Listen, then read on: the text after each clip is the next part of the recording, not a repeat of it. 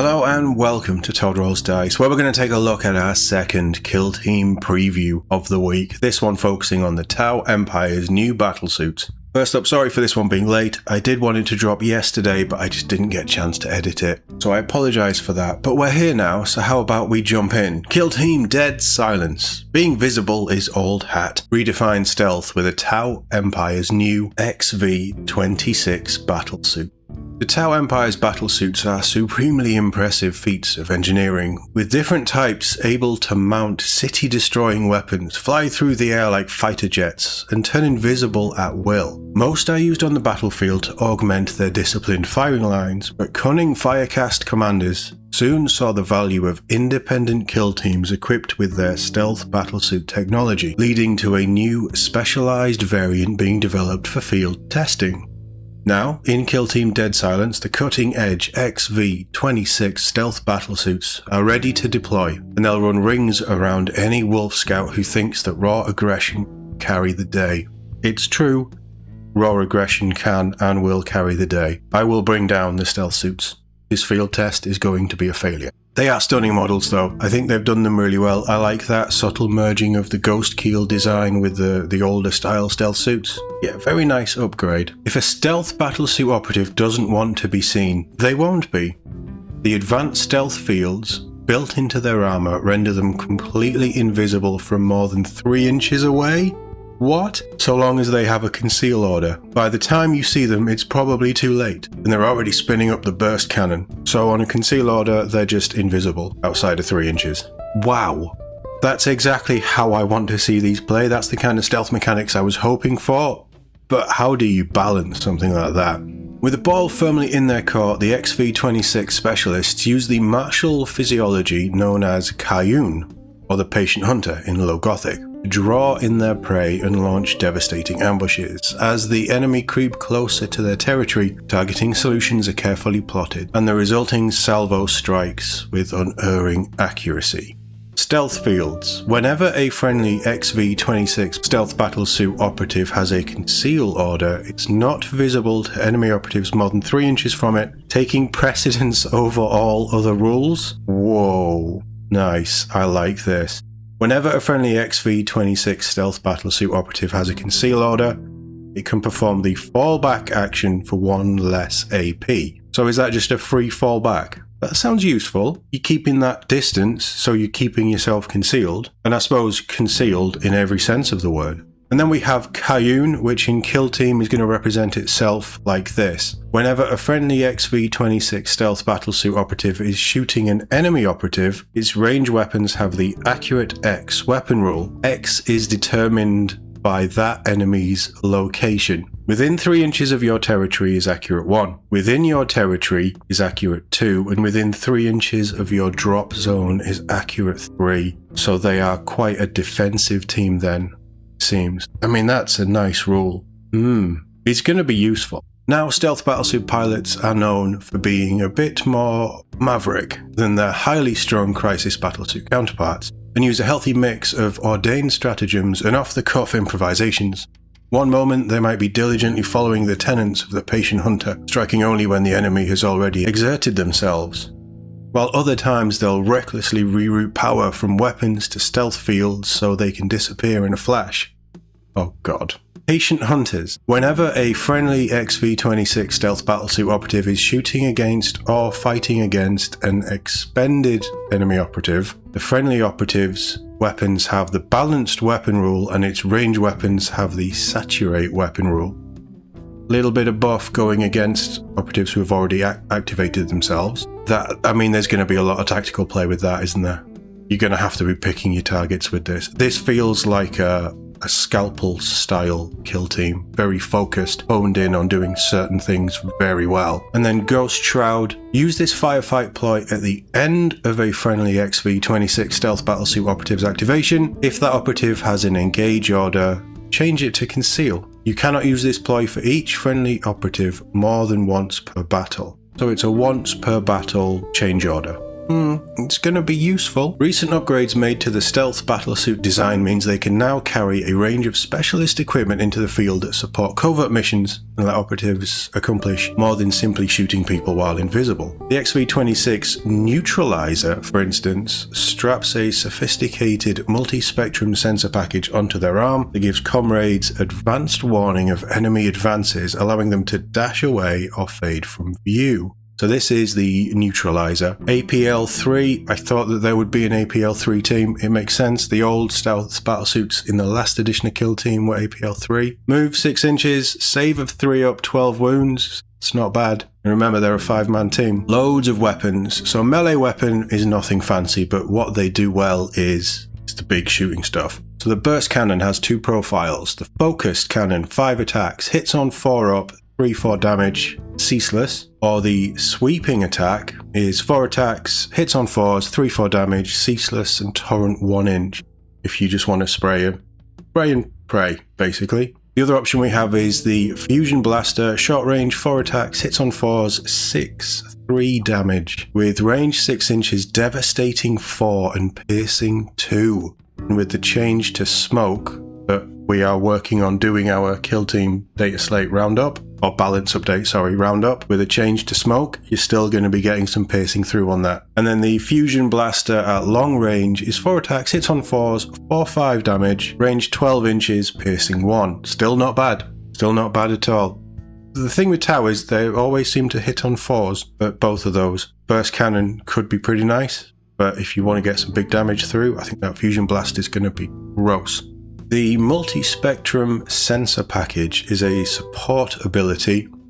Once per turning point, when an enemy operative visible to and within 8 inches of this operative is activated, you can use this rule. If you do, each friendly XV26 stealth battlesuit operative within 3 inches of this operative can immediately do one of the following. Perform a free dash action in an order of your choice, that's nice, or change its order. So it's an 8-inch range from this operative, and then you could have all of your other operatives within 3 inches of this one behind it, and they can just go invisible. Quite a nice bit of play there. Each friendly operative that performs a dash action cannot end that move within 3 inches of an enemy operative. Note that a comms device from Universal Equipment only affects the second distance of this rule. I do like that they're specifying how the equipment works with this stuff as well now. They've actually thought about that, which is good. We also have a AP ability System Jam 1 or 2 AP, and remember there are 3 APL teams, so you have a little bit to play with. Select one enemy operative visible to this operative. Until the end of that operative's next activation, subtract 1 from its APL stat. Whenever this operative has a conceal order, you must spend 1 additional AP to perform this action. So while it's concealed and effectively invisible outside of that 3-inch range, it costs 2 AP.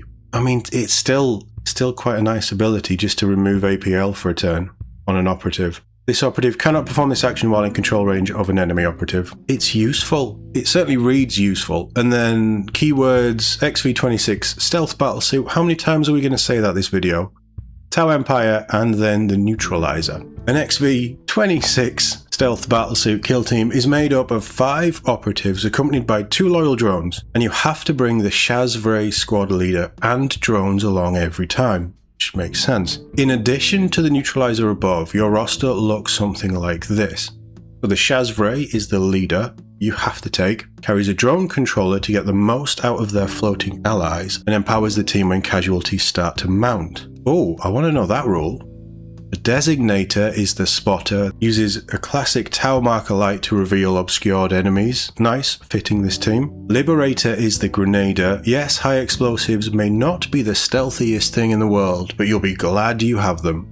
The Lodestar is the Defender, fires clouds of electro chaff to foul enemy shots. Oh, interesting. And feeds intelligence through a homing beacon. I'd like to know how that works as well. And then the Infiltrator is the soldier, dependable, uncomplicated, and the best at taking mission actions. And again, I think that that's going to be the duplicated profile and the base profile of 40k whenever these get their 40k rules down the line. You have a marker drone, which is another spotter, also has a marker light, but is much more expendable. And a gun drone is the guard dog, respectable firepower and can slow down enemies with photon grenades. No, that's gross. Amazing. Shazray you have to take, and then you're picking 4 others from the Designator, the Liberator, Lodestar, and the Infiltrator, which is just your basic troop. And then your drones there. So, hold on. They've confused me here because they've left out the neutralizer in this breakdown. But it looks like you have your Shazray and then 4 operatives and then a basic soldier. So this might actually be, for operative building, this might actually be a 1-box kill team, which makes me feel a little bit better about Dead Silence from the Tau side of things, because you can still build all of your operatives theoretically. You just won't have any soldiers. I still don't necessarily love it, but if you can build all the operatives, but you're still not building all the operatives though, are you? Because you still have, there's 6 operatives. There's 6 different profiles, so you still can't, no, oh yeah, it's just still don't like it.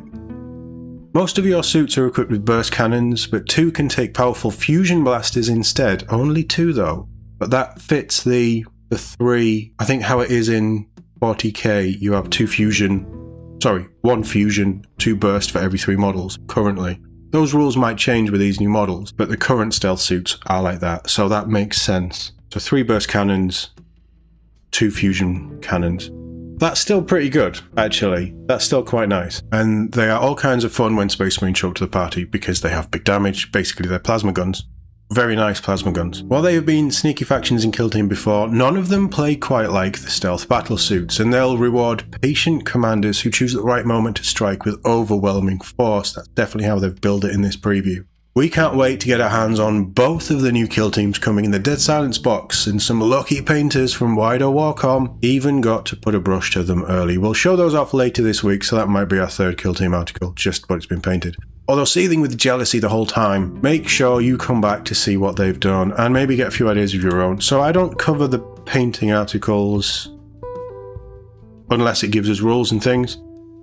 Maybe we're not going to get, but then there isn't any terrain, so why would we get another preview? Maybe it is just 2 previews for Kill Team. I really feel like Warcom is giving us less information recently, but that might just be a time of the year, and as we're building up to Christmas, there's less things coming out. We have a huge reveal show coming Friday. Not that Kill Team's there, but we know what's coming for Kill Team. It all got leaked, so we know what the next box is anyway, and it is going to be a couple of months away at the very least. But as a team, the Wolf Scouts obviously sing to me. I talked about that in the last video, I'll tag that at the end of this one.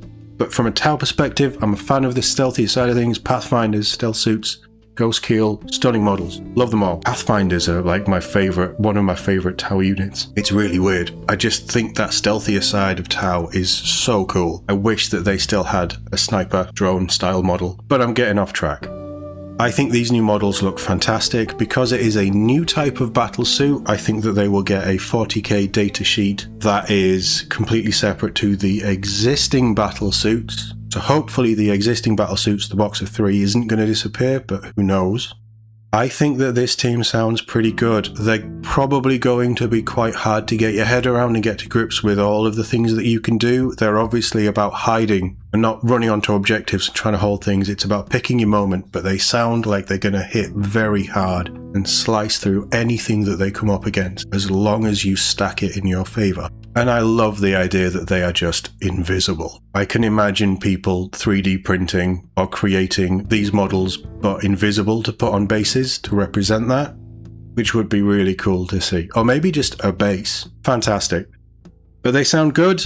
While I'm still annoyed that you can't make all of the operatives, you can make the named main operatives, and depending on how this infiltrator is, you might not be taking the infiltrator anyway, so it's not as bad as the Space Wolves, where you just can't. But still, I would have liked this to have been a 6 model in the box team. Obviously taking 5 makes perfect sense, because in Kill Team, they sound pretty strong. 3 APL is very nice, 3 up save is good, 6-inch move, yeah, 12 wounds, yeah, it's all sounding pretty good. And being able to just go invisible, they're going to be a pain to move. And Cayune, in their area, their territory, in their drop zone, is going to be gross. So, sounds pretty good. Looking forward to this. Fingers crossed I can get the box ordered on Saturday when it goes up for pre-order. I have an affiliate link with Whaling Games in the description of this video and all of my videos moving forward. So if you are looking to pre-order this box, you can use that link. I think this box is going to sell pretty quickly, so be quick if you can. But if you order through Whirling Games, you will get up to 20% discount on Warhammer products. So it'll help you save a little bit of money, because while this is a cheaper box, Games Workshop stuff is still pretty expensive. So check that out if you're interested. And I'd love to know your thoughts. What do you think of this team? Has this got you more looking forward to the stealth suits, or are you concerned that they're going to be a pretty tough nut to crack? Let me know in the comments below. If you enjoyed this video, please leave a like, subscribe to the channel if you haven't. Support is continuously amazing. Kill Team community is fantastic. Great to have you all here. Thank you for supporting the channel. And as always, thank you very much for watching, and I'll see you all in the next one.